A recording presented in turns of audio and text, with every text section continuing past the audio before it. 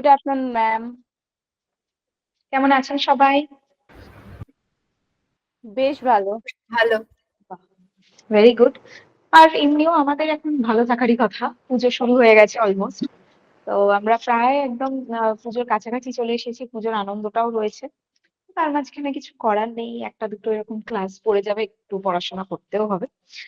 তো যাই হোক, পুজোর সাথে সাথেই আমরা আমাদের ক্লাসটা কন্টিনিউ করি। আমরা আজকে আগের দিন যেটা শুরু করেছিলাম সেইটাকেই কমপ্লিট করব। আগের দিন আমরা ফ্যাটস এন্ড অয়েলস নিয়ে কথা বলছিলাম, তাই তো? তারপরে বাড়িতে বাকিটা গো থ্রু করা হয়েছে। ফ্যাটস এন্ড অয়েলস এর যতটুকু আমরা করেছিলাম ম্যাম। বুঝেছিলাম যে কার্বোহাইড্রেট করবো। হ্যাঁ, কি বলছেন? টাইপস অফ কোলেস্টেরল হয়েছে। কার্বোহাইড্রেট নিয়ে প্রশ্ন না, এখন না, ক্লাসের পরে আমি সেটা নিয়ে আলোচনা করব। আচ্ছা।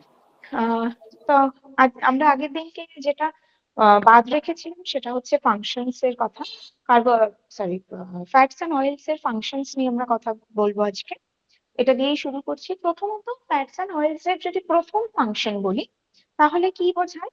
এটা হচ্ছে আমাদের বডির মেজর এনার্জি সোর্স, যেখান থেকে আমরা পাবো। সেটা হচ্ছে এই ফ্যাট। কারণ ফ্যাট থেকে আমরা 9.3 কিলো ক্যালোরি এনার্জি পাচ্ছি পার গ্রাম থেকে। তাই জন্য আমরা বলতে পারি আমাদের বডির মধ্যে মেজর সোর্স অফ এনার্জি যেটা আসে সেটা ফ্যাট থেকে। এবার এই যে ফ্যাট থেকে এতটা এনার্জি আসছে, এটা কি হয়? এমন নয় যে এনার্জিটা পুরোটা আমাদের কাজে লেগে যায়। এই ফ্যাটের এনার্জিটা বিশেষ করে আমাদের বডিতে স্টোর থাকে, স্টোরেজ সিস্টেম হিসেবে কাজ করে। হুম, কোথায় স্টোর থাকে? আমাদের স্কিনের নিচে। এই যাতে আমরা আমাদের স্কিন লেয়ারটাকে ভাবি, আমাদের স্কিনের একদম উপরের যে লেয়ারটা, যেটা আমরা দেখতে পাচ্ছি, অর্থাৎ এই যে লেয়ার যেটা আমরা দেখতে পাচ্ছি, সেটাকে বলা হয় এপিডার্মিস। এপিডার্মিসের পরে একটা লেয়ার থাকে যার নাম হচ্ছে ডার্মিস। ডার্মিসের ঠিক পরের লেয়ারটাই হচ্ছে ফ্যাট লেয়ার। এই ফ্যাট লেয়ারের মধ্যে কি থাকছে? অসংখ্য সেল, যার নাম হচ্ছে অ্যাডিপোজ। যার নাম হচ্ছে অ্যাডিপোজ টিস্যু। কেন টিস্যু বলছি? অলরেডি আমরা পড়ে এসেছি, যেহেতু অনেক সেল থাকে তাই অনেক সেলকে একসঙ্গে নিয়ে তাকে আমরা টিস্যু বলছি। অ্যাডিপোজ টিস্যু থাকছে। এই অ্যাডিপোজ টিস্যুর মধ্যেই কিন্তু ফ্যাটস গুলো স্টোর হয়। কিরকম হয় এই অ্যাডিপোজ টিস্যু? ঠিক একটা বেলুনের মতন দেখতে হয়। হুম, একটা বেলুনের মধ্যে যদি আমরা হাওয়া ভরি, জল ভরি, তাহলে বেলুনটা ফুলে যাবে। আবার সেটা যদি বের করে নিই, বেলুনটা চুপসে যাবে। আমাদের এই অ্যাডিপোজ সেল গুলো ঠিক সেরকম। অ্যাডিপোজ সেলের মধ্যে আমরা যত ফ্যাট স্টোর করব, এই অ্যাডিপোজ সেলের মধ্যে গিয়ে সেই ফ্যাট গুলো স্টোর হতে থাকে। এবং পরবর্তীকালে যদি আমাদের বডিতে কার্বোহাইড্রেটের ডেফিসিয়েন্সি তৈরি হচ্ছে, যেটা আমরা কার্বোহাইড্রেটে পড়েছিলাম যে কিটোসিস হচ্ছে, কেন হচ্ছে? হতে পারে কিটোসিস কেন হতে পারে? যদি অতিরিক্ত ফ্যাটের ভাঙন হয়। এই ফ্যাটের ভাঙন হচ্ছে মানে আমার বডিতে অ্যাডিপোজ সেলের মধ্যে যেই ফ্যাটটা স্টোর রয়েছে, এই ফ্যাট গুলো কিন্তু তখন গলতে শুরু করে। সে তখন এনার্জিতে কনভার্ট হতে পারে। তার ফলে অ্যাডিপোজ সেলের মধ্যে যে ফ্যাটটা জমে আছে সেটা বেরিয়ে সে এনার্জিতে কনভার্ট হবে। আবার যখন আমরা ফ্যাট নিচ্ছি, ফ্যাট গুলো কিন্তু আবার অ্যাডিপোজ সেলের মধ্যে জমতে পারে। ঠিক সেই কারণেই দেখবেন একটা কথা আমরা খুব শুনি, যারা ওভারওয়েট থাকেন, ওবিজ থাকেন, তারা যখন রোগা হচ্ছে, তাও কিন্তু তাদেরকে একটা নর্মাল প্যাটার্ন মেনটেন করতে হয়। সে যদি আবার আগের লাইফস্টাইলে ফিরে যায়, তিনি কিন্তু আবার মোটা হতে থাকবেন। কারণ অ্যাডিপোজ সেল কখনোই নষ্ট হয় না। অ্যাডিপোজ সেল কিন্তু থেকে যায়। যখন যখন আমি তাতে ফ্যাট দেবো, অ্যাডিপোজ সেল তখন তখন ফুলবে। যখন ফ্যাট বেরিয়ে যাবে, অ্যাডিপোজ সেল আবার চুপসে যাবে। ঠিক আছে? তো এটা ফ্যাটের আমরা একটা কাজ হিসেবে বলতে পারি যে এনার্জি রিসোর্সের জন্য, এনার্জিকে রিজার্ভ করে রাখার জন্য ফ্যাট ইম্পর্টেন্ট রোল প্লে করছে। তারপরে পার্ট যেটা থাকে, that is the major constituent of cell membrane. আমরা ফ্যাটের যে ক্লাসিফিকেশন পড়েছিলাম, সেখানে নাম পড়েছিলাম গ্লাইকোলিপিড, গ্লাইকোপ্রোটিনস, এই নামগুলো পড়েছিলাম। এরা কোথায় থাকে? এরা থাকে সেল মেমব্রেনে। একটা সেল মেমব্রেনের স্ট্রাকচারটাকে তৈরি করতে গেলে আমাদের প্রয়োজন হচ্ছে এই গ্লাইকোলিপিড বা ফসফোলিপিড এগুলোর। হুম, তার মানে লিপিড, অর্থাৎ একটা সেল মেমব্রেন তৈরি করতে গেলে তার যে স্ট্রাকচারটা সেখানে অবশ্যই ফ্যাটের প্রেজেন্স দরকার। নেক্সট হচ্ছে regulations of body functions. Body functions regulations বলতে আমরা বলতে পারি যে একটা হচ্ছে সেল মেমব্রেন সিনথেসিসের জন্য। হুম, এটা একটা বডি ফাংশনের মধ্যেই পড়ছে। এছাড়াও ফ্যাটের কারণে আমাদের বডিতে কিছু হরমোন সিনথেসিস ঘটে। হুম, যেই হরমোন সিনথেসিস গুলো যেরকম আমরা বলতে পারি প্রস্টাগ্ল্যান্ডিনস বলতে পারি। মানে এই ধরনের যে হরমোনস গুলো রয়েছে সেই হরমোন সিনথেসিস ঘটছে, যাদের কাজটা আবার আমাদের ব্লাড প্রেশার কন্ট্রোল থেকে শুরু করে ব্লাড ক্লটিং ফ্যাক্টর এই সবকিছুকে রেগুলেট করতে হেল্প করে।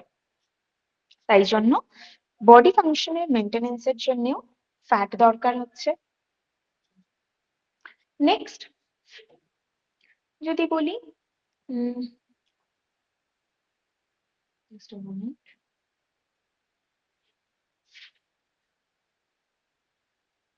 আচ্ছা, নেক্সট হচ্ছে ইনসুলেশনের কথা বলবো। হুম, ইনসুলেশন বোধহয় বলছে, হ্যাঁ ইনসুলেশনের কথা বলছি। ইনসুলেশনের ব্যাপারটা কি হচ্ছে,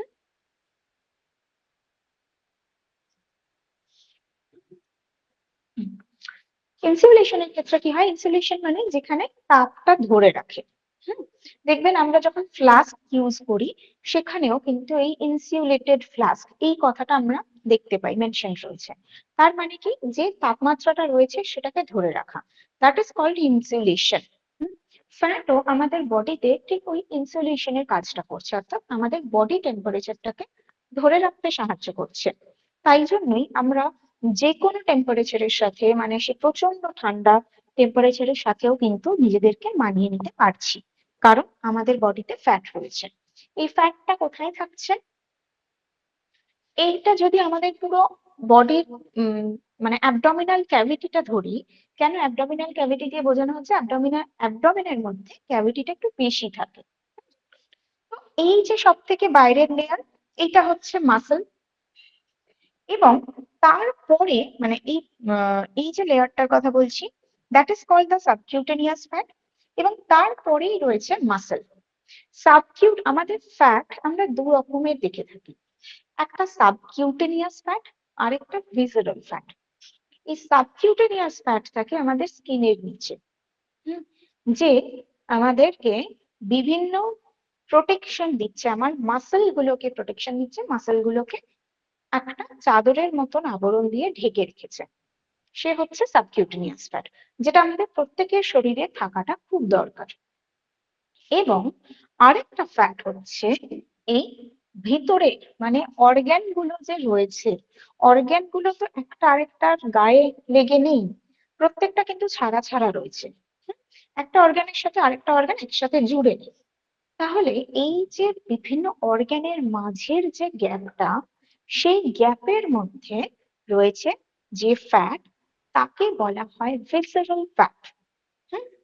এই ভিসেরাল ফ্যাটের কাজ কি, অর্গ্যান গুলোকে প্রোটেক্ট করা, অর্গ্যান গুলোর একে অপরের সাথে যাতে টাচ লেগে, মানে তাদের যাতে কোনো ক্ষতি না হয়, ইন্টারনাল ইনজিউরি যাতে কিছু না হয়, সেইটাকে লুক আউট, মানে লুক আফটার করা হচ্ছে এই ভিসেরাল ফ্যাটের কাজ। এবং ভিসেরাল ফ্যাট আর এই সাবকিউটেনিয়াস ফ্যাট, এই দুটো একসাথে মিলে আমাদের বডি টেম্পারেচারটাকে রেগুলেট করতে পারে। নেক্সট কাজ হচ্ছে প্রোটেকশন। প্রোটেকশন থেকে অলরেডি বললাম, আমাদের বডিতে একটা ফ্যাট লেয়ার আছে বলেই অর্গানস গুলো প্রোটেক্টেড থাকছে, বাইরের যে কোনো আঘাত থেকে আমরা কিন্তু নিজেদেরকে প্রোটেক্ট করতে পারছি। নেক্সট হচ্ছে career of fat soluble vitamins. আমরা এরপরেই ভাইটামিনস এর চ্যাপ্টার পড়বো, যেখানে আমরা দেখবো যে দু রকমের ভিটামিনস আছে। একটা এক ধরনের ভিটামিন যারা জলের মধ্যে গুলে যেতে পারে কিন্তু ফ্যাটের মধ্যে বা তেলের মধ্যে গুলে যেতে পারে না। আরেক ধরনের ভাইটামিনস রয়েছে যারা জলের মধ্যে গুলে যেতে পারে না, সলিউবল নয়, কিন্তু তারা ফ্যাটে সলিউবল। তার মানে কি, যে ভাইটামিনস গুলো ফ্যাট সলিউবল, আমার বডিতে যদি ফ্যাট না থাকে সেই ভাইটামিনস গুলোর কাজ হবে না। কোন কোন ভাইটামিনস রয়েছে? খুব পরিচিত নাম আমরা জানি ভিটামিন এ। ভিটামিন এ এর নামটা আমাদের কাছে ভীষণ পরিচিত। ভিটামিন ডি, যার জন্য আমাদের মানে এত বোন রিলেটেড প্রবলেমস হচ্ছে, আজকে হাতে ব্যথা, কালকে পায়ে ব্যথা, কাল কোমরে ব্যথা, এই প্রবলেমস গুলো হচ্ছে ডেফিসিয়েন্সির জন্য। সেই ভিটামিন ডি ফ্যাট ছাড়া কাজ করতে পারবে না। ইনফ্যাক্ট ভিটামিন ডি তৈরি হতে পারবে না আমাদের বডিতে যদি ফ্যাট না থাকে।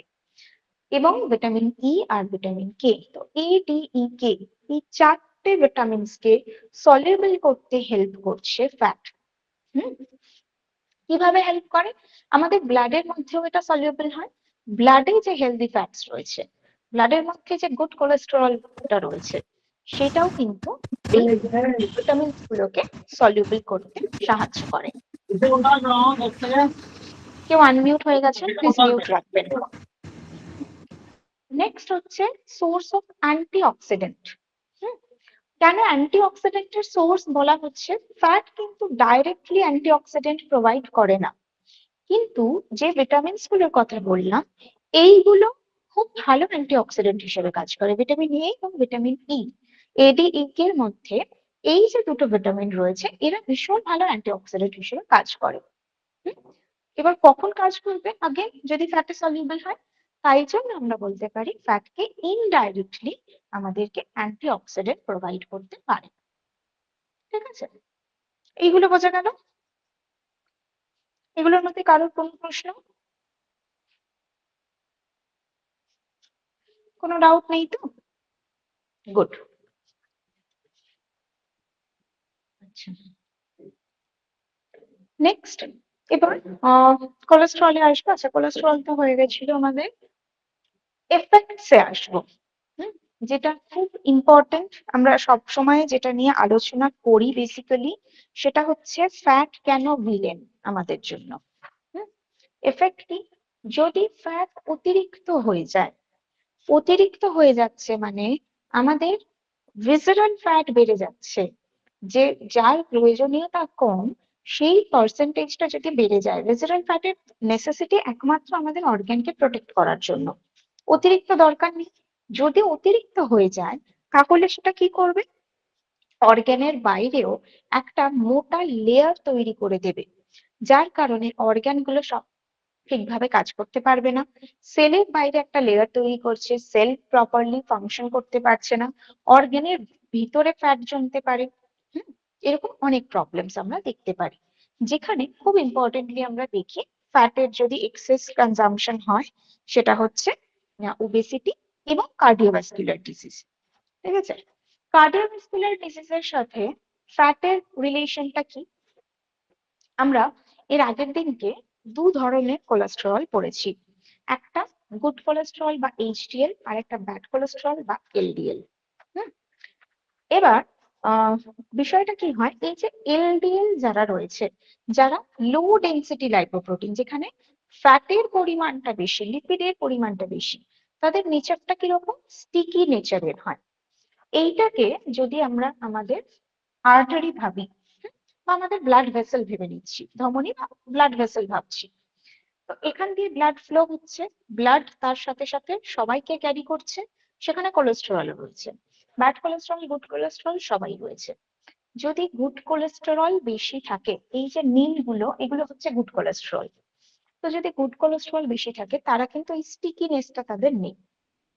এবং তাদের আরেকটা কাজ কি, গুড কোলেস্টেরল যত বেশি থাকবে, আমার ব্লাড ভেসেলের মধ্যে যে এলডিএলটা রয়েছে, যে ব্যাড কোলেস্টেরল রয়েছে, ও তাকেও ধরে নিয়ে কিন্তু চলে যেতে পারে। ফলে জায়গায় জায়গায় জমে যাওয়ার সম্ভাবনা নেই। কিন্তু যদি এলডিএলটা বেশি থাকে, তার ফলে কি হবে? সে বিভিন্ন জায়গায় জমছে এবং কলোনির আকার ধারণ করে। বিভিন্ন জায়গায় জমতে থাকে, একটা জায়গায় জমলো, এলডিএল আসছে, ওকেও হাত ধরে টেনে নিয়ে এসে নিজের কাছে বসিয়ে দিল। তো এইভাবে কিন্তু সে তার জায়গাটাতে অনেকটা এলডিএল বিল্ড আপ করে নেয়। যে কারণে হচ্ছে প্রবলেমটা কি হচ্ছে, ব্লাড ফ্লো, ব্লাড ফ্লোতে প্রবলেম দেখা যাচ্ছে। ব্লাড ফ্লো যেটা আগে একদম সোজা লাইনে যাচ্ছিল, কোথাও কোনো সমস্যা ছিল না, বিভিন্ন জায়গায় এলডিএল জমে যাওয়ার কারণে ব্লাড ফ্লোয়ে প্রবলেম হচ্ছে। আমি এইখান দিয়ে যদি জল পাঠাই তাহলে অনেকটা জল যাবে। একটা নতুন পাইপ থেকে জল যতটা ফোর্সে যাবে, একটা পুরো নোংরা ধরা একটা পাইপের ভেতর দিয়ে অতটা পরিমাণে জল যাবে না। আমার বডিতেও তাই হচ্ছে। তার মানে আমার বডিতে ব্লাড যেখানে, যেই সেলের মধ্যে, যেই অর্গানের মধ্যে যতটা প্রয়োজন ছিল পৌঁছানোর, পৌঁছাতে পারলো না। এখানেই সমস্যাটা হচ্ছে। কি হচ্ছে? হার্ট প্রপারলি ব্লাড পেলো না, তার জন্য হার্ট ডিজিজ হলো। এবং হার্টে যখন ব্লাড পাচ্ছে না, সে বারবার বেশি বেশি করে সে পাম্প করছে ব্লাডটাকে নিজের কাছে নিয়ে আসার জন্য। আমরা কার্ডিওভাস্কুলার ডিজিজে যেটা পড়েছিলাম, সে বারবার পাম্প করবে এবং তার সাথে সাথে ব্লাডটা আসবে। তো এই যে হার্টকে এক্সট্রা কাজ করতে হচ্ছে, যার কারণে হার্ট মাসল গুলো অনেক বেশি মোটা হয়ে যাচ্ছে। হুম, সেটাও একটা হার্টের প্রবলেম দেখা যাচ্ছে, হাইপার টেনশন যেটাকে আমরা বলছি। এবং তার সাথে আরো একটা প্রবলেম দেখা যায়, হার্ট অ্যাটাক বা স্ট্রোক। কেন হচ্ছে? এই যে কোলেস্টেরল বিল্ড আপ হচ্ছে, বিল্ড আপ হতে হতে এই জায়গাটা যদি পুরোটাই বন্ধ হয়ে যায় এলডিএল দিয়ে, তাহলে কি হবে? ব্লাড এখানে এসে আটকে যাবে, ও আর আগে এগোতে পারছে না, ফলে হার্ট পর্যন্ত পৌঁছলো না, হার্ট অ্যাটাক হলো। হুম? এই যে আমরা ব্লকেজের কথা শুনি, সেটাও কিন্তু এই প্রথমত এই কোলেস্টেরলের কারণে হয়। তাহলে এটা একটা আমরা বলতে পারি অ্যাডভার্স এফেক্ট, ফ্যাট যদি আমরা এক্সেস নিচ্ছি। এছাড়া আরেকটা হচ্ছে দ্যাট ইজ ওবেসিটি। অবশ্যই ফ্যাট যদি আমরা অতিরিক্ত পরিমাণে নিচ্ছি, তাহলে দেখা যায় আমাদের বডি ওয়েটটা মোটামুটি ভাবে 20% অব্দিও বা তার থেকেও বেশি কিন্তু আমাদের বডি ওয়েট বেড়ে যেতে পারে যদি ফ্যাট বেশি নিচ্ছি। এবং ওবেসিটিকে বলা হয়ে থাকে সাইলেন্ট কিলার, মানে ওবেসিটির কারণে মৃত্যু হারটা বেড়ে যেতে পারে, অসুস্থতার রেট বাড়তে পারে, মর্টালিটি রেটটা কিন্তু অনেকটাই বেড়ে যেতে পারে, মরবিডিটি আর মর্টালিটি রেটটা। যার ফলে একটা একটা করে প্রবলেম অ্যারাইজ করতে পারে যদি কারোর ওবেসিটি থাকে। কিরকম প্রবলেম? তার পায়ের ব্যথা, ফ্যাটি লিভার, হার্টের প্রবলেম, ডায়াবেটিসের প্রবলেম, থাইরয়েডের প্রবলেম, মহিলাদের ক্ষেত্রে পিসিওডি প্রবলেম, এই ধরনের প্রচুর প্রবলেমস কিন্তু অ্যারাইজ করতে পারে। আমরা হার্টের ফাংশনে, সরি, ফ্যাটের ফাংশনে যেরকম দেখেছিলাম যে ফ্যাট রিপ্রোডাক্টিভ সিস্টেমকে এনহ্যান্স করতে হেল্প করে, কারণ রিপ্রোডাক্টিভ হরমোনস গুলোকে সিনথেসিস করতে সাহায্য করে। একই রকম ভাবে ফ্যাট যদি বেড়ে যায়, তাহলেও রিপ্রোডাক্টিভ সিস্টেম ডিটোরিয়েট করতে পারে। এবার এই যে ফ্যাটের যত ফাংশন আমরা পড়লাম, এই পুরো ফ্যাটের ফাংশনসটাই কিন্তু হচ্ছে গুড ফ্যাটের উপরে বেস করে, আনস্যাচুরেটেড ফ্যাটি অ্যাসিডস এর উপরে বেস করে। হুম? আর যে অ্যাডভার্স এফেক্ট গুলো আমরা জানছি, সেটা basically saturated fat and LDL এর উপরে বেস করে। ঠিক আছে, এইটুকু বোঝা গেছে? এটার মধ্যে কোনো প্রশ্ন? দিদি এলডিএল আর ব্লাড ফ্লোটা বললেন না, ওটা ম্যাডাম এলডিএল এর ফুল ফর্ম কি? লো ডেন্সিটি লাইপোপ্রোটিন। যদি ব্লাড ফ্লোটা ভাবি,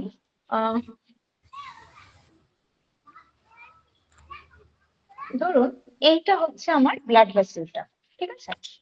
এখান দিয়ে ব্লাড যাচ্ছে এবং সে তার সাথে সাথে কিছু এইচডিএল এবং কিছু এলডিএল কে সে সাথে নিয়ে যাচ্ছে, কোনো প্রবলেম নেই। আচ্ছা, যারা আনমিউট রয়েছে মিউট রাখুন।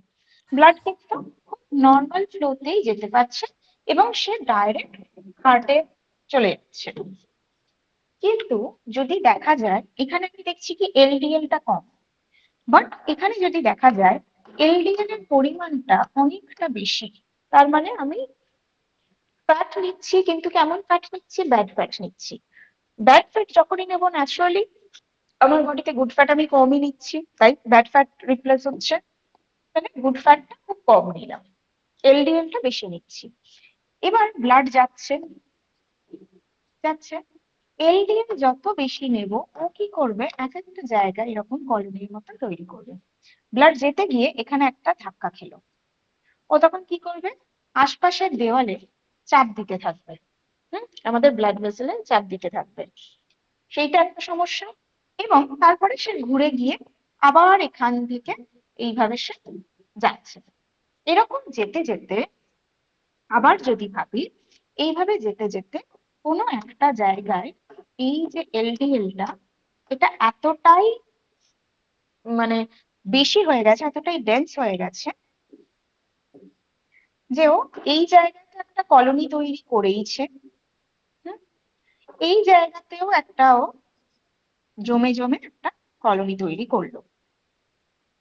তাহলে কি ব্লাডটা যখন এখান দিয়ে যাচ্ছে, যেতে গিয়ে ও সোজা রাস্তায় কিন্তু যেতে পারলো না, ঠিক আছে, ওকে এইখান থেকে বেঁকে যেতে হলো, খুব কম পরিমাণে ব্লাড সেখান দিয়ে পৌঁছতে পারলো।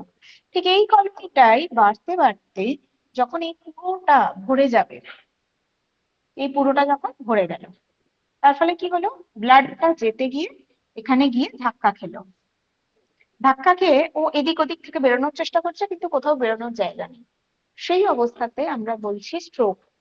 অনেক সময় দেখবেন আমরা এটাও বলি যে ইন্টারনাল হেমারেজ হয়েছে, সেটাও কিন্তু এই কারণেও হতে পারে অনেক সময়, যে যেহেতু ও চারদিকে প্রেসার দিচ্ছে, সেই সময় কি হচ্ছে, প্রেসার অনেক বেড়ে যাচ্ছে, কারণ ব্লাডে যতটুকু ব্লাড মানে হার্টের মধ্যে যতটুকু ব্লাড রয়েছে সে প্রচন্ড বেশি হারে পাম্প করতে থাকছে, এবং তার সাথে আমাদের যে ব্লাড ভেসেল, আমাদের যে আর্টারি রয়েছে, তার দেওয়ালেও প্রচুর চাপ প্রয়োগ হচ্ছে, যে কারণে একটা সময় মানুষের স্ট্রোকের মতো প্রবলেম আমরা দেখতে পাই। ঠিক আছে, বোঝা গেল এটা? ওকে, থ্যাংক ইউ ম্যাম। ম্যাম, বলুন হ্যালো ম্যাম। বলুন। ম্যাম বলছি এলডিএম মানেটা কি? এলডিএল মানে লো ডেন্সিটি লাইপোপ্রোটিন, অর্থাৎ ব্যাড ফ্যাট। আর এইচডিএল হাই ডেন্সিটি লাইপোপ্রোটিন, যার মধ্যে গুড ফ্যাট যেটাকে বলছি, অর্থাৎ যার মধ্যে প্রোটিনের পরিমাণটা বেশি, প্রোটিনের পার্সেন্টেজটা বেশি, আর ফ্যাট বা লিপিডের পার্সেন্টেজটা কম। ওকে, ওকে ম্যাম। আচ্ছা, এইটা তো গেল এফেক্ট বেসিক্যালি, মানে যদি এক্সেস হয়ে যায়। ডেফিসিয়েন্সি হলেও কিন্তু ফ্যাটের ক্ষেত্রে কিছু প্রবলেমস হতে পারে। ঠিক আছে, ডেফিসিয়েন্সি হলে বলতে এই যে গুড ফ্যাটের যদি ডেফিসিয়েন্সি হয়, তাহলে প্রথমত আমাদের বডিতে বেশ কিছু সিনথেসিস বন্ধ হয়ে যাবে, যেরকম ভিটামিন ডি সিনথেসিস বন্ধ হয়ে যাবে, কারণ ভিটামিন ডি সিনথেসিসের জন্য আমাদের স্কিনের ফ্যাট লেয়ারটা খুব ইম্পর্টেন্ট, এবং তার সাথে ইম্পর্টেন্ট হচ্ছে কোলেস্টেরল। যে গুড কোলেস্টেরল রয়েছে, এই গুড কোলেস্টেরল কিন্তু আমাদের ভিটামিন ডি সিনথেসিস করতে হেল্প করে। এইটা একটা।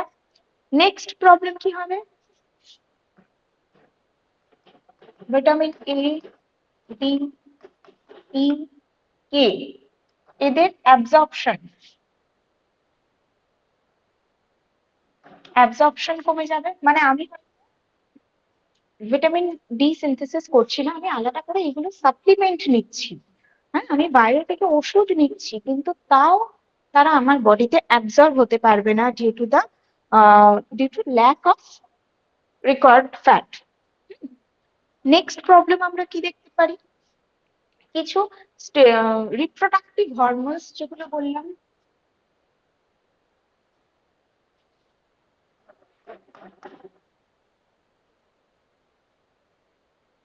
রিপ্রোডাক্টিভ হরমোনের সিনথেসিস কমে যাবে, যেরকম ইস্ট্রোজেন, প্রজেস্টেরন, যেগুলো ফিমেল রিপ্রোডাক্টিভ হরমোনস, তাদের সিনথেসিস কমে যেতে পারে। হুম, আর এছাড়া আমরা নর্মালি তো দেখতেই পাই যে আন্ডারওয়েটের প্রবলেম, বডিতে যদি ফ্যাট স্টোর না থাকে তাহলে আন্ডারওয়েট হচ্ছে, ফিউচারের জন্য কোনো কিছু এনার্জি সেখানে সেভ করা নেই, এটা একটা। আরেকটা প্রবলেম আমরা যেটা দেখতে পাই, আমাদের মুডটা ভালো থাকে না, হ্যাঁ, মুড সুইং হতে পারে, মুড সুইংস অনেক বেশি হতে পারে। এছাড়াও ব্লাড প্রেশারের ক্ষেত্রে একটা প্রবলেম দেখা যায়, কারণ ফ্যাট থাকলে ব্লাড প্রেশার রেগুলেট করতে হেল্প করে। তো অল্টার্ড বিপি, এই প্রবলেমস গুলো আমরা দেখতে পাই যদি ডেফিসিয়েন্সি হয়। ওকে, বোঝা গেল এটা?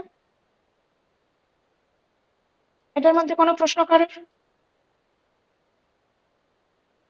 গুড। এরপরে আমরা ফ্যাটের সাথে কানেক্টেড কয়েকটা টার্ম জানবো। আচ্ছা, তার আগে এখানে গুড ফ্যাট আর ব্যাড ফ্যাটের একটা এক্সাম্পল আমরা ধরতে পারি, যেখানে গুড ফ্যাট মানে আমরা জানি যা কিছু unsaturated fat those are considered as the good fats. যেখানে অলিভ অয়েল মানে অয়েল বলতে ন্যাচারাল সিড, যেগুলো যেগুলোকে প্রেস করলে অয়েল পাওয়া যায় সেইগুলো। দেখবেন এখন একটা ট্রেন্ড হয়েছে কোল্ড প্রেসড অয়েল।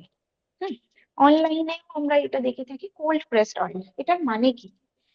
তার মানে হচ্ছে ওই ফ্যাটটার মধ্যে বা ওই অয়েল সিডটাতে কোনো হিট দেওয়া হয়নি, অয়েল এক্সট্রাকশনের জন্য কোনো হিট ইউজ করা হয়নি। যখনই আমরা এর আগেও করেছিলাম, একটা ফ্যাটকে বা অয়েলকে যখন আমরা হিট দেব, তার নেচারটা, তার স্ট্রাকচারটা চেঞ্জ হয়ে যায়। হুম?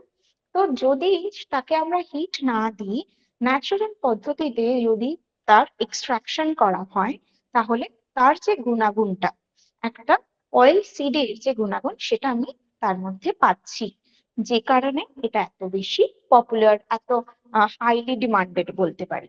তো এখানে স্যাচুরেটেড ফ্যাট মানে হচ্ছে সব কথাই অয়েল সিডস, যার থেকে আমরা অয়েলটাকে ন্যাচারালি পেতে পারি।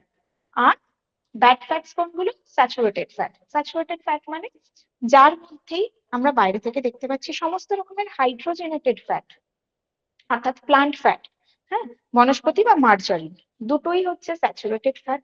এছাড়াও রেড মিট বা অ্যানিমাল ফ্যাট যেটা, সেটাকেও আমরা স্যাচুরেটেড ফ্যাটের মধ্যে রাখতে পারি। ওকে। আচ্ছা, আচ্ছা, অয়েলের ক্ষেত্রেই, আচ্ছা আমরা কি আগের দিন র্যানসিডিটি কি নিয়ে পড়েছিলাম? র্যানসিডিটি নিয়ে কথা বলেছিলাম? No. র্যানসিডিটি বলি। ওকে।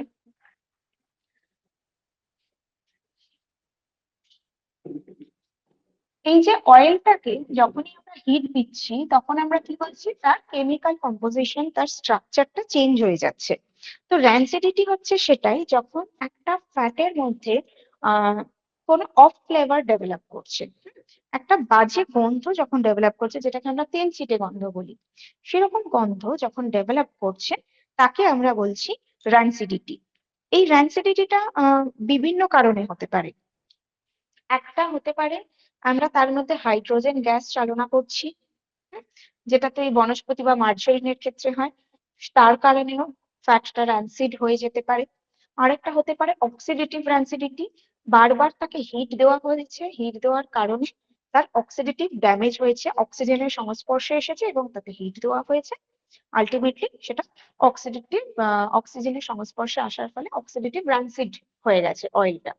এই দু ধরনের র্যানসিডিটি আমরা ইউজুয়ালি দেখে থাকি। হুম, এবং আমরা যদি প্লান্ট ফ্যাটেরও তুলনা করি, তাহলে যেখানে আমরা দেখতে পাচ্ছি বনস্পতি অ্যান্ড মার্জারিন, ঠিক আছে, এই দুটো রয়েছে। এদের সাথে আমি কার তুলনা করতে পারি? আমি তুলনা করতে পারি বনস্পতি, ইউজুয়ালি ঘিয়ের পরিবর্তে ব্যবহার করা হয়। আহ বনস্পতি কিন্তু সবসময় রুম টেম্পারেচারে সলিড থাকে। হুম, আর ঘি, ঘি আবার দেখবেন অনেক ক্ষেত্রেই শোনা যায় ঘি ইজ আ গুড ফ্যাট, ঠিক আছে। এটাও আবার ডিফারেন্স রয়েছে। দেখবেন যদি একদম বাড়িতে বানানো ঘি হচ্ছে, খুব ভালো কোয়ালিটির যদি ঘি হয়, তাহলে সেটা রুম টেম্পারেচারে লিকুইড থাকছে, that is the good fat. সেটা রুম টেম্পারেচারে লিকুইড থাকছে মানে সেটা আনস্যাচুরেটেড ফ্যাটের পার্সেন্টেজটা বেশি রয়েছে। হুম, কিন্তু কিছু ক্ষেত্রে দেখা যায় সেটা রুম টেম্পারেচারে সলিড থাকছে, তার মানে আমাকে বুঝতে হবে তার মধ্যে স্যাচুরেটেড ফ্যাটের পার্সেন্টেজ বেশি।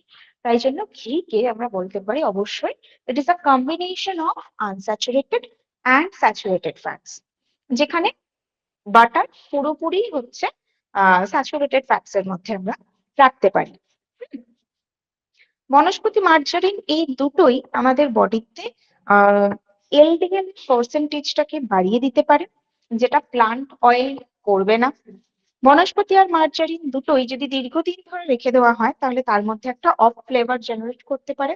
যদি খোলা অবস্থাতে রেখে দিই তাহলেও কিন্তু একটা অফ ফ্লেভার জেনারেট করতে পারে প্লান্ট অয়েলের মধ্যে, সেইটাও হবে না। হুম, এই একটা বেসিক ডিফারেন্স আমরা পেয়ে থাকি। ওকে, এটা clear? Madam food next, fat শরীরে ঘাটতি হলে কি কি সিমটমে বোঝা যেতে পারে? কিসের ঘাটতি হলে? ফুড ফ্যাটের যদি ঘাটতি হয়। সিমটম, ফ্যাটের সিমটম এইভাবে কিছু হয় না। হুম, ওই যে প্রবলেমস গুলো বললাম, আমাদের ইন্টারনালি কিছু প্রবলেম হবে, কিন্তু গুড ফ্যাটের ঘাটতি হলে আমরা যে কিছু সিমটম দেখে বুঝে যাব এরকম কিছু হয় না আমাদের বডিতে। ঠিক আছে, সিমটমস আসে না ফ্যাটের ডেফিসিয়েন্সিতে। সেই কারণেই ইউজুয়ালি আমরা মানে ওটাকে ব্যালেন্স করতে পারি না, গুড ফ্যাট আর ব্যাড ফ্যাটটাকে ব্যালেন্স করতে পারি না। ফ্যাট নিতে হবে মানে আমরা নর্মালি ফ্যাটটাকে নিয়ে নিই। দেখবেন যারা রোগা তারা বেশি করে ভাত, ঘি এগুলো খাচ্ছে। ভাতের মধ্যে আমি বলছি না ফ্যাট রয়েছে, কিন্তু ঘি খাচ্ছে, প্রচুর ফাস্টফুড, জাঙ্ক ফুড খাচ্ছে। কেন না? তাদের বডিতে ওয়েট গেইন করতে হবে। হুম, বা তারা যতই খাক না কেন তাদের সেইটা ওয়েট গেইন হচ্ছে না, সেই জন্য তারা নিশ্চিন্তে খেতে পারে। বাট ব্যাপারটা হচ্ছে ইন্টারনালি তার বডিতে কি প্রবলেম হচ্ছে সেটা আমি বুঝতে পারবো না। এলডিএল পার্সেন্টেজটা বেড়ে যেতে পারে। অনেক রোগা মানুষেরও দেখবেন কোলেস্টেরল বেশি থাকে, অনেক রোগা মানুষের হাইপার টেনশন দেখা যায়। কেন হচ্ছে? কারণ তার ফুড প্যাটার্ন এবং অবশ্যই লাইফস্টাইল। লাইফস্টাইল মানে সেখানে স্ট্রেস ফ্যাক্টর কতটা রয়েছে, আমি ডে টু ডে লাইফে টেনশন, অ্যাংজাইটি এগুলো কিরকম রয়েছে, এই সব কিছুর উপরে ডিপেন্ড করেই কিন্তু আমাদের কার্ডিওভাস্কুলার ডিজিজটা ডেভেলপ করতে পারে। হুম, ম্যাম বলছি ওই অয়েলকে হিট করলে যে স্ট্রাকচারটা চেঞ্জ হচ্ছে ওইটা মানে কিটা চেঞ্জ হচ্ছে স্ট্রাকচারটা বলতে ওই ওই অয়েলকে যে হিট করলে? সিস ফ্যাটি অ্যাসিড যেটা ছিল সেটা ট্রান্স ফ্যাটে কনভার্ট হয়ে যাচ্ছে। ও ট্রান্স ফ্যাট হয়ে যাচ্ছে তাই তো? ট্রান্স ফ্যাটে থ্যাংক কনভার্ট হয়ে যায়। Thank you. আচ্ছা, এবারে ফাইনালি যদি আমরা ফ্যাটের ডাইজেশনে আসি, এর আগে কার্বোহাইড্রেট ডাইজেশন করেছি, ফ্যাট ডাইজেশন করেছি। পরপর আমরা যেভাবে ডাইজেশন করছি সেখানে আমরা প্রথম কার্বোহাইড্রেট ডাইজেশন কি দেখেছিলাম? প্রথম ডাইজেস্টিভ যে অর্গান, ডাইজেস্টিভ যে পার্ট সেখান থেকেই শুরু হয়ে যাচ্ছে, মানে মাউথ ক্যাভিটি থেকেই শুরু হয়ে যাচ্ছে। তারপরের পার্টে কি করলাম? প্রোটিন পড়লাম। প্রোটিনের ডাইজেশন কোথা থেকে শুরু হলো? নেক্সট যে অর্গানটা রয়েছে স্টামাক থেকে শুরু হচ্ছে। লাস্টে কি পড়ছি? ফ্যাট। ফ্যাটের ডাইজেশন কোথা থেকে শুরু হচ্ছে? একেবারে স্মল ইন্টেস্টাইনে, মানে স্মল ইন্টেস্টাইনেই শুরু এবং স্মল ইন্টেস্টাইনেই শেষ। ঠিক সেই জন্যই ফ্যাটের ডাইজেশনটা is the most complicated digestion আমরা বলতে পারি। It takes a lot of time to digest a food, to digest the fatty foods. এবং যেহেতু আমাদের মাউথ ক্যাভিটির মধ্যে আমরা পড়েছিলাম, মাউথ ক্যাভিটির মধ্যে কি থাকছে? টায়ালিন থাকে স্যালাইভাতে। টায়ালিন ফ্যাটকে ডাইজেস্ট করতে পারছে না, তাই ফ্যাট যখন আমরা খাচ্ছি বা খাবার যখন খাচ্ছি তার মধ্যে যে ফ্যাটটা রয়েছে সে কিন্তু আনডাইজেস্টেড অবস্থাতেই আমার ইসোফেগাস দিয়ে স্টামাকে চলে এলো। স্টামাকের মধ্যেও লাইপেজ রয়েছে। আমরা যেরকম কার্বোহাইড্রেটকে যে এনজাইম ডাইজেস্ট করে তার নাম পড়েছিলাম অ্যামাইলেজ। প্রোটিনকে যে এনজাইম ডাইজেস্ট করে তার নাম পড়েছিলাম প্রোটিয়েজ। আবার লিপিডকে যে এনজাইম ডাইজেস্ট করে তার নাম হচ্ছে লাইপেজ। ঠিক আছে, জেনারেল নেম বলছি। এবার যদি স্টামাকে দেখি তাহলে স্টামাকের মধ্যে গ্যাস্ট্রিক লাইপেজ থাকে, কিন্তু সেটা ভীষণ কম, এতটাই নেগলিজেবল যে সেখানে খুব একটা ফ্যাট ডাইজেশন হয় না। তাই পুরোটাই স্টামাক থেকে ফ্যাটি ফুডসটা যখন আমার স্মল ইন্টেস্টাইনে আসছে সেইখানেই ফ্যাটের ডাইজেশন হচ্ছে। এবার এই ফ্যাট ডাইজেশনের ক্ষেত্রে ইম্পর্টেন্ট রোল প্লে করছে আমাদের লিভার। আমরা যদি ডাইজেস্টিভ সিস্টেমটাকে একটু ভাবি তাহলে আমরা কি রকম দেখবো আমাদের ডাইজেস্টিভ সিস্টেমটা?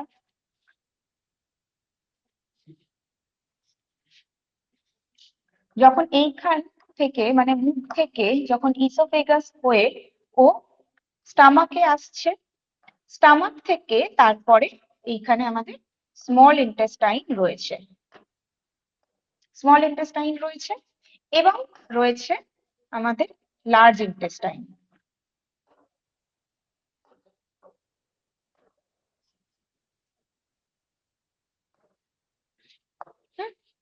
এই রয়েছে আমাদের লার্জ ইন্টেস্টাইনটা। এবার বিষয়টা কি হচ্ছে, যখন ফ্যাটটা আসছে, এইটা হচ্ছে ইসোফেগাস, এইটা আছে ইসোফেগাস, এইখানে রয়েছে স্টামাক। এর পিছনের দিকটায় এই দিকটাতে এই দিকটাতে রয়েছে আমাদের লিভার, রয়েছে লিভার এবং লিভারের সাথে এর ঠিক নিচের দিকে, লিভারের এই নিচের দিকটাতে রয়েছে গল ব্লাডার। ঠিক আছে, এটা পিছনের দিকে, কিন্তু পুরোটাই হচ্ছে পিছনের দিকটায়। এই যে গল ব্লাডারটা রয়েছে, এই গল ব্লাডারের একটা নালী এখানে এসে কানেক্টেড হচ্ছে এবং এই পিছন দিক থেকে লিভারের সাথে এখান থেকে রয়েছে আমাদের প্যানক্রিয়াস। প্যানক্রিয়াস, এবার যদি আমি লিভার আর প্যানক্রিয়াসের আকারটা ভাবি, এইখানে গল ব্লাডার আর এই জায়গা থেকে এরকম পাতার মতন একটা শেপ হচ্ছে প্যানক্রিয়াসের, এবং তারা একটা কমন নালীর মাধ্যমে যুক্ত হচ্ছে কোথায়, আমার স্মল ইন্টেস্টাইনে। এই যে স্মল ইন্টেস্টাইন, এইখানে তারা যুক্ত হচ্ছে এই নালীর মাধ্যমে। কেন এটা বোঝানো? কারণ লিভারের থেকে লিভার তৈরি করছে বাইলকে।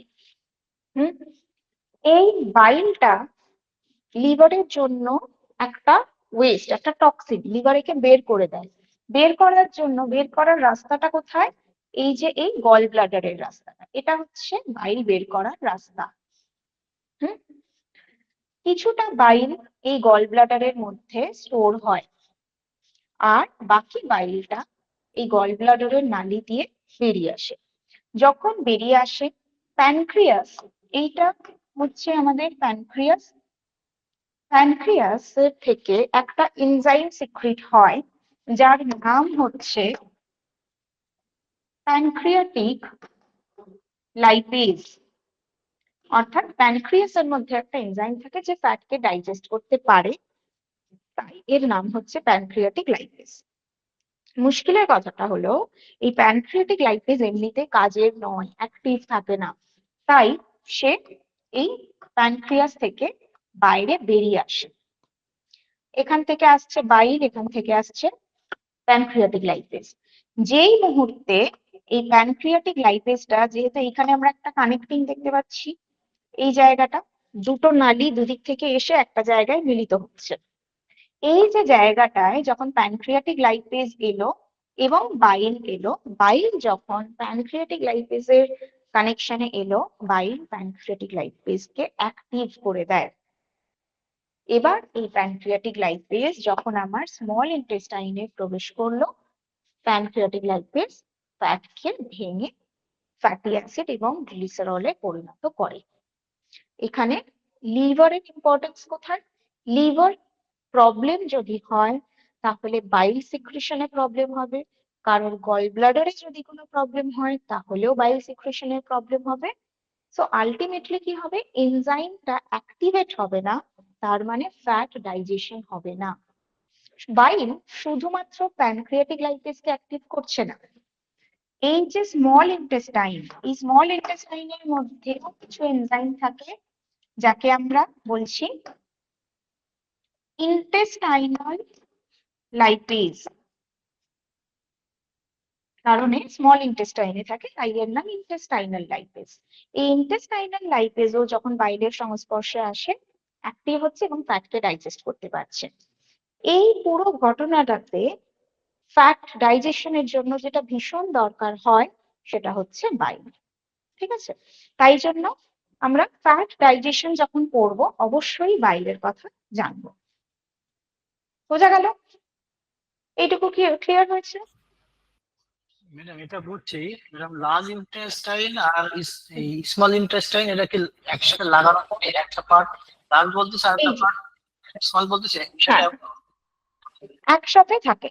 এই যে এটা হচ্ছে স্মল ইন্টেস্টাইন, এই ভিতরের পোর্শনটা স্মল ইন্টেস্টাইনের লাস্ট যে পোর্শন ইলিয়াম, সেটা লার্জ ইন্টেস্টাইনের সাথে কানেক্টেড থাকে।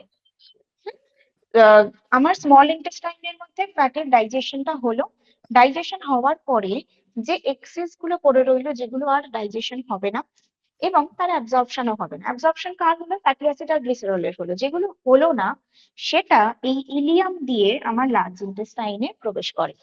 যখন লার্জ ইন্টেস্টাইনে প্রবেশ করছে, বাইলের কাজ কিন্তু সেখানেও থাকে। হ্যাঁ, লুব্রিকেশনে সাহায্য করছে, সেটা আমরা পরে জানবো। কিন্তু বাইল সেখানেও ইম্পর্টেন্ট রোল প্লে করছে। মানে ইনডাইরেক্টলি বলতে পারি ফ্যাট আমাদের নর্মাল বাউল মুভমেন্টেও হেল্প করে, বা লিভারও তাই আমাদের নর্মাল বাউল মুভমেন্টেও হেল্প করে।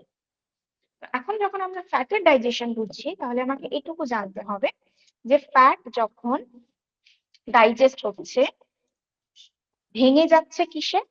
ফ্যাট যেটা সেটা ভেঙে যাচ্ছে ফ্যাটি অ্যাসিড এবং ডাইগ্লিসারাইডে। ডাই মানে দুটো রয়েছে, তাহলে ডাইগ্লিসারাইড আবার ভাঙবে ফ্যাটি অ্যাসিড এবং মনোগ্লিসারাইড। যতবার ভাঙবে ততবার একটা একটা করে ফ্যাটি অ্যাসিড পাবো আমরা, এবং মনোগ্লিসারাইড আবার ভাঙবে ফ্যাটি অ্যাসিড ও গ্লিসারলে। এইভাবে তিনটে ফ্যাটি অ্যাসিড পাওয়া যাবে। একটা ফ্যাটের অণুকে ভাঙলে তিনটে ফ্যাটি অ্যাসিড পাওয়া যায়। হুম, তিনটে স্টেপে যেহেতু ভাঙা হয়, 1 2 3, তিনটে ফ্যাটি অ্যাসিড পাওয়া যায় এবং একটা গ্লিসারল পাওয়া যায়। এই যে গ্লিসারলটা পেলাম, এইটা আমার বডিতে আহ মানে কোলেস্টেরল হিসাবে কাজ করবে এবং তার যা ফাংশনস রয়েছে সেগুলোকে পারফর্ম করবে। ঠিক আছে, বোঝা গেল এগুলো? এটার মধ্যে কারোর আর কোনো প্রশ্ন? ম্যাডাম ম্যাডাম স্মল ইন্ডাকশনের ক্ষেত্রে আর যদি বিগ ইন্ডাস্ট্রিনের ক্ষেত্রে কি কিরকম হয়? লার্জ ইন্টেস্টাইনের ক্ষেত্রে আমাদের ফ্যাটের ওরকম রোল নেই। লার্জ ইন্টেস্টাইনে এই যে বাইলের কথা বলছিলাম, বাইলটা কাজ করে মেনলি লার্জ ইন্টেস্টাইনে। স্টুল যেটা থাকে তাকে এক জায়গা থেকে আরেক জায়গায় নিয়ে যাওয়ার জন্য যে লুব্রিকেশনের দরকার হয়, সেই লুব্রিকেশনে বাইলও সাহায্য করে।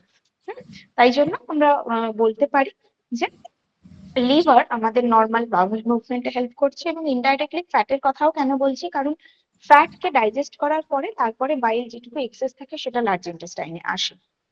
ঠিক আছে, আর Okay. অবশ্যই এটা মনে রাখতে হবে বাইল কিন্তু কোনো এনজাইম নয়। হ্যাঁ, বাইল জাস্ট একটা টক্সিন, একটা জুস বলতে পারি। বাইল যেটাকে আমরা পিত্ত বলি। ঠিক আছে, তো সেটা কোনো এনজাইম নয়। মানে বাইলের নিজস্ব কোনো ক্ষমতা নেই একটা নিউট্রিয়েন্টকে ডাইজেস্ট করার, কিন্তু বাইল অতটাই ইম্পর্ট্যান্ট একটা এনজাইমের মতো, শুধুমাত্র ফ্যাটকে ডাইজেস্ট করার জন্য, কার্বোহাইড্রেট প্রোটিনের জন্য নয়। শুধুমাত্র ফ্যাটের জন্য বাইল ইম্পর্ট্যান্ট। ঠিক যেরকম আমরা প্রোটিনের ক্ষেত্রে HCl এর ইম্পর্টেন্স পড়েছিলাম। HCl আছে বলেই পেপসিনোজেন পেপসিনে অ্যাক্টিভেট হতে পারছে, তবে কি আমি প্রোটিনটা ডাইজেস্ট করতে পারছি। কিন্তু সেটা একটা কম জায়গার জন্য, মানে শুধুমাত্র স্টামাকে যদি নাও হয় প্রোটিন ডাইজেশন, কিন্তু স্মল ইন্টেস্টাইনে এসে হয়ে যাবে। ফ্যাটের ক্ষেত্রে কিন্তু এরকম ব্যাপার নেই। ফ্যাটের যা কিছু ডাইজেশন পুরোটাই স্মলে হবে, এবং পুরোটা স্মলে হওয়ার জন্য বাইলের দরকার রয়েছে। ক্লিয়ার হলো? ওকে। Very good. তো এই গেল আমাদের ফ্যাটের ম্যাম, পুরো টপিকটা। হ্যালো ম্যাম, বলুন বলুন। যাদের গল ব্লাডার অপারেশন হয়েছে তাদের ফ্যাট ক্ষেত্রে ডাইজেশন প্রবলেম হবে। হ্যাঁ, বায়েলটা কি হয়ে তাদের কি ফ্যাট ওরকম ভাঙবে না? মানে ফ্যাটটা ফ্যাট কি? ডাইজেশনে অসুবিধা হবে, সেই কারণে দেখবেন যাদের গল ব্লাডার প্রবলেম, অপারেশন হয়ে গেছে, মানে কি স্টোর করা হচ্ছে না তো। হ্যাঁ, বাইলটা যেখানে স্টোর থাকবে স্টোর করা হচ্ছে, এবং বাইলের যে রাস্তাটা সেটাও অসুবিধাজনক হয়ে গেছে। কারণ কি, এই যে গল ব্লাডার, এই যে এই নালীটা পুরোটাই কেটে বাদ দিয়ে দেওয়া হয়। এই যে সবুজ রঙের যতটা অংশ আমরা দেখতে পাচ্ছি, এই পুরোটাই কেটে বাদ দিয়ে দেওয়া হয়। ফলে বাইল বেরোনোর রাস্তাটা সমস্যা দেখা যায়, মানে বাইল লিভার থেকে যখন আমার স্মল ইন্টেস্টাইনে আসবে সেটার একটা প্রবলেম দেখা যায়, যে কারণে অনেক সময় এনজাইম গুলো ঠিকমতো অ্যাক্টিভেট হতে পারে না। আর তাই আমরা অতিরিক্ত যদি ফ্যাট নিচ্ছি, ফ্যাট বলতে মেনলি ভাজাভুজি খেলে এটা বেশি বোঝা যাচ্ছে, ভাজাভুজি খাওয়া হচ্ছে, বাইরের খাবার খাওয়া হচ্ছে, বা হয়তো স্যাচুরেটেড ফ্যাট বেশি নেওয়া হচ্ছে, তখন দেখা যায় ফ্যাটটা ডাইজেস্ট হচ্ছে এবং অস্বস্তি তৈরি হয় একটা। ঠিক আছে, যাদের গল ব্লাডার অপারেশন হচ্ছে তাদের বাইল কি হচ্ছে তাই? এটা কি তাদেরও লিভারে বাইল স্টোর হচ্ছে? সিক্রেট হচ্ছে, লিভারে স্টোর হতে পারে, লিভারে স্টোর হতে পারে, অথবা লিভার থেকে যে বেরোচ্ছে, বেরোনোর পরে ও যে স্মল ইন্টেস্টাইনে আসবে তার কোনো ডাইরেক্ট রুট নেই, সেই জন্য আমাদের বডিতে এই প্রবলেমটা দেখা যায়। আমাদের ব্লাডের মধ্যেও কিন্তু অনেক সময় মিশে যেতে পারে বাইল, যার থেকে লিভার ডিজিজের প্রবলেম অনেক সময় আমরা দেখি, মানে জন্ডিসের মতন প্রবলেমও দেখা যেতে পারে যদি ওটা আবার রক্তের মধ্যে মিশে যায়। ঠিক আছে, আর কি প্রশ্ন আছে ফ্যাট থেকে? ম্যাম, প্রাকৃতিক উপায়ে যেসব ফ্যাট পাওয়া যায় সেগুলো যদি হুম খাওয়া যায় ভাজাভুজি বাদ দিয়ে, তাহলে কি হুম সেটাও মানে বাইলসের আকার ধারণ করে লিভারের ক্ষতি করবে? মানে কেন বলছিলাম বাইল, ম্যাম, আমি তো বলিনি, মানে ফ্যাটের সাথে আমারও। তো বাইলের সম্পর্ক নেই, মানে ম্যাম ফ্যাট আমি একটা নিচ্ছি বলে বাইল আরেকটা কথা সিক্রেট বলি। হবে সেটা কিন্তু নয়। আগে আমি বলে দিই, কমপ্লিট করে দিই। আচ্ছা। ফ্যাট নিচ্ছি বলে যে বাইল সিক্রেশন হবে সেটা কিন্তু নয়। বাইল একটা নর্মাল সিক্রেশন, লিভার তার টক্সিনস বের করতে চাইবে, সে বের করবে। এবার সেখানে আমি অতিরিক্ত যদি ফ্যাট নিই, বাইল আছে মানেই যে আমার সব এনজাইম অ্যাক্টিভেট হয়ে যাবে তা নয়, কারণ সেটা প্রপার রাস্তাটা পাচ্ছে না আসার জন্য, সেই জন্য এনজাইম অ্যাক্টিভেট হয় না, তাই অসুবিধাটা হয়। এবার আমি যদি ন্যাচারাল ফ্যাট নিচ্ছি, ন্যাচারাল ফ্যাট অর্থাৎ আনস্যাচুরেটেড ফ্যাট নিচ্ছি, তাতে যেহেতু ফ্যাট পার্সেন্টেজটা কম থাকে, আমার ডাইজেস্ট করতে সময় কম লাগে, তাই জন্য আমরা ডাইজেস্টিভ ইস্যুস ক্রিয়েট হয় না খুব একটা। অনেকটা পরিমাণ নিলে তো হবেই, কারণ আলটিমেটলি ওটা ফ্যাটই নিচ্ছি, তাই কোয়ান্টিটিটাকে মেজার করে রাখতে হয়। সেই জায়গায় আমরা কিসের উপরে জোর দিতে পারি? ওমেগা 3 ফ্যাটি অ্যাসিডের উপর জোর দিতে পারি। বলুন এবার কি বলছিলেন আর? আহ, আমি বলছিলাম যে আমারও তো মানে গল ব্লাডারে স্টোনে অপারেশন হয়েছে, তাতে হুম আমি যে নিউট্রিশনের কোর্সে ভর্তি হওয়ার আগে থেকে যখন জানতে পারি, আমি প্রাকৃতিক উপায়ে যেগুলো খাওয়ার যেটা রুলস মেনটেন করতে বলে সেগুলো মেনে চলি, তো আমার এখনো কিন্তু মানে ওই ধরনের গ্যাসের প্রবলেম কোনো কিছু দেখা যায়নি। সেটাই আমি বলছিলাম যে হুম কোনো কিছু কারণ কি আবার কোয়ান্টিটিটা অসুবিধা আমরা মেজার করি। হচ্ছে। ওই যে হুম। প্রথমেই বললাম স্যাচুরেটেড ফ্যাট যেটা, সেটা আমাকে বেশি ট্রাবল দিতে পারে, এবং যখন আমি ন্যাচারাল সোর্স নিচ্ছি তার মানে সেখানে ফাইবারটাও আমি বেশি নিচ্ছি, তাই যদি ফ্যাট অনেকটা আমার বডিতে ডাইজেস্ট নাও হয়, স্টিল সেটা আমার বডি থেকে বেরিয়ে যেতে পারবে, অ্যাবজর্পশনটা কম হবে সেখানে, সেই জন্য অতটা প্রবলেম ক্রিয়েট করে না। Thank you ma'am. Okay. আচ্ছা, আরেকজন যিনি বলছিলেন কার্বোহাইড্রেটের কিছু প্রশ্ন ছিল বলছিলেন একজন। জি ম্যাম, আমি বলছিলাম আমি কোন হ্যাঁ বলুন। কার্বোহাইড্রেট যে এক্সট্রা নেওয়াতে আমাদের যে গ্লুকোজটা তৈরি হয়, ওই গ্লুকোজটা ইনসুলিনের মাধ্যমে আমাদের এই সেলে চলে যায়, সেলে যেটা বাকি থাকে ওইটা আমাদের লিভারে চলে আসে এবং হুম ওখানে গ্লাইকোজেন হিসেবে জমা থাকে। তো ওইটা আবার ফ্যাটে পরিণত হইলে আমাদের ওভারওয়েট হয়ে যায়, এটা আমাদের একটা প্রবলেম। আবার হুম লিভার বা সেলের পরে যে অতিরিক্ত গ্লুকোজটা থাকে ওইটা আমাদের রক্তে মিশে যায়, রক্তে মিশলে আমাদের ব্লাড গ্লুকোজটা বেড়ে যায়। তো বেড়ে গেলে ওইটা আমাদের একটা প্রবলেম, ডায়াবেটিস। তো এই দুইটা প্রবলেম কি একসাথে হতে পারে? না, একটা আগে হয় তারপর আরেকটা হয় গ্লুকোজ হ্যাঁ, বেশি এক্সেসের একসাথে হতে কারণে। পারে, একদম একসাথেও হতে পারে। অনেকে ডায়াবেটিস এবং ফ্যাটি জি ম্যাম, লিভারের এটাই আমার প্রবলেম কোশ্চেন ছিল যে একসাথে দেখা যায়।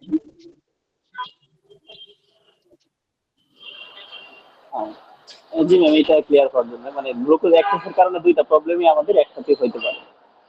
একসাথে হতে পারে, হ্যাঁ। জি, ধন্যবাদ। ওকে। ম্যাম বলছি আমরা যখন প্রাণীজ প্রোটিন গ্রহণ করি, হুম মানে ওইটা কি শরীরের জন্য একবারেই সুটেবল নয়, মানে কোন রকম মানে না না না, উপকার? একেবারেই সুটেবল নয়, একদমই নয়। প্রাণীজ প্রোটিন, অ্যানিমাল প্রোটিন যদি বলি, প্রোটিন পোর্শনটা তো ভীষণ ইম্পর্টেন্ট আমাদের জন্য, অ্যানিমাল প্রোটিন যেটা। কিন্তু অ্যানিমাল প্রোটিনের সাথে আরো আনুষঙ্গিক আরো অনেক কিছু থাকে, তো স্যাচুরেটেড ফ্যাটটা অনেক বেশি থাকে অ্যানিমাল প্রোটিনে, সেইটা আমাদের জন্য সুটেবল নয়, তাই জন্যই অ্যানিমাল প্রোটিনটাকে কম নিতে বলা হয়। কারণ আপনি অ্যানিমেল প্রোটিন মানে একটা মাছ নিচ্ছেন, তার প্রোটিনের পোর্শনটুকু আপনি তো নিতে পারবেন না, আপনাকে পুরোটাই নিতে হবে, ফ্যাটটাও নিতে হচ্ছে। সেই কারণে অ্যানিমেল প্রোটিন কম নিতে বলা হয়। ঠিক আছে, থ্যাংক ইউ। হ্যাঁ, আচ্ছা, ঠিক আছে তাহলে আমাদের মোটামুটি এই টপিক গুলো কমপ্লিট হলো, ম্যাক্রোনিউট্রিয়েন্টস এর যে একটা টপিক বিষয় গুলো এটা একটু আমাদের কমপ্লিট হচ্ছে। বাইরে একটু কথা বলতে হ্যাঁ চাচ্ছিলাম। আমাদের সমীর হ্যাঁ কুমার বলুন। স্যার একটু অ্যানিমেল প্রোটিন এর উপরে এই মানে ইয়ে দেখায় আর কি, পুরোপুরি। আমরা খাই না অ্যানিমাল প্রোটিন, আমরা রেস্ট্রিক্ট করতে বলি। হ্যাঁ হ্যাঁ, তো সেই ক্ষেত্রে কি আসলে কোনো সমস্যা হয় কিনা আর কি? হ্যাঁ, কারণ কি, যারাই কনসাল্ট করছি আমরা, তারা অবশ্যই কিছু না কিছু সমস্যা নিয়ে আসছি। হ্যাঁ, অলরেডি একটা কমপ্লিকেশন চলছে, কিছু না হলেও একটা ইনডাইজেশনের সমস্যা চলছে। সেই জায়গায় দাঁড়িয়ে আমরা যদি অ্যানিমাল প্রোটিন নিই, তাহলে আমাদের সমস্যাটা আরো বাড়ে। সে অ্যানিমাল প্রোটিন বলে না, সেই জায়গায় দাঁড়িয়ে আমরা যদি অ্যানিমাল ফ্যাট নিই, তাহলে আমাদের প্রবলেমটা আরো বাড়ে। হুম, সেই জন্য অ্যানিমাল ফুডকে আমাদেরকে বন্ধ রাখতে বলা হয়, তাতে আমরা আরো তাড়াতাড়ি রিকভার করতে পারি। এবার আমি একদম সুস্থ হয়ে গেলাম, তারপরে আমার কখনো কখনো ইচ্ছা হলো সপ্তাহে একবার বা 2 সপ্তাহে একবার ইচ্ছা হলো, আমি তখন নিলাম, সেটা আলাদা।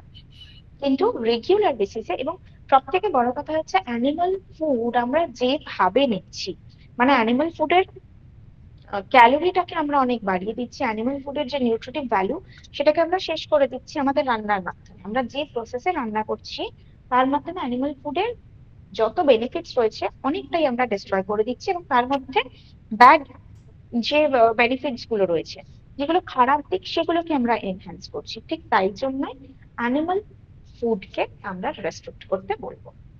ঠিক আছে।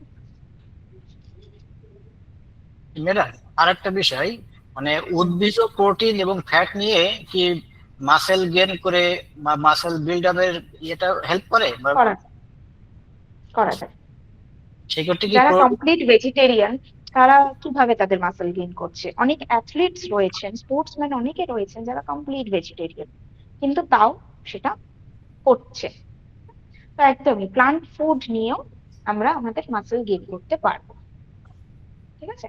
অ্যানিমাল ফুড কিন্তু কখনোই আমাদের মাসেল গেইনের জন্য নয়, কারণ মাসেল গেইন করতে গেলে যতটা প্রোটিন দরকার হয়, অতটা প্রোটিন একেবারেই আমরা অ্যানিমাল ফুড থেকে নেওয়া উচিত নয়। তাই মাসেল গেইন করার জন্য অ্যানিমাল ফুডের উপরে ডিপেন্ড করা যাবে না, ডিপেন্ড করতে হবে কম্বিনেশন অফ প্লান্ট প্রোটিন এটার উপরে। তার জন্য কি কি না প্লান্ট প্রোটিন যত কি কি রকমের প্লান্ট প্রোটিন আমরা করেছি, তার মধ্যে যেগুলো হাই কোয়ালিটি প্লান্ট প্রোটিন, সেগুলো আমাদেরকে নিতে হবে সয়াবিন, নাটস, সিডস এবং বিভিন্ন ডাল জাতীয় খাবার। সেইগুলো আমরা অতিরিক্ত, মানে আমাদের প্রয়োজনের যতটা আমরা নিচ্ছি এখন, তার থেকে বেশি পরিমাণে নেবো। ঠিক আছে। ম্যাম, আমাদের নেক্সট ক্লাস কবে হবে তাহলে আবার? নেক্সট ক্লাস আপনাদের শনিবার দিনকে আছে ক্লাস, তারপরে আবার পরের উইকে, মানে নেক্সট উইকটা আর ক্লাস থাকবে না, নেক্সট উইকটা বন্ধ থাকবে, তারপরের উইকে থাকবে class. Okay ma'am, okay. Hello ma'am, ঠিক আছে। হ্যাঁ বলুন। ক্লাসটা খুব ভালো লাগলো করে। Thank you so much. ঠিক আছে, আজকের মতো তাহলে আমরা এখানেই এন্ড করছি। নেক্সট দিন পঞ্চমীর দিন আই গেস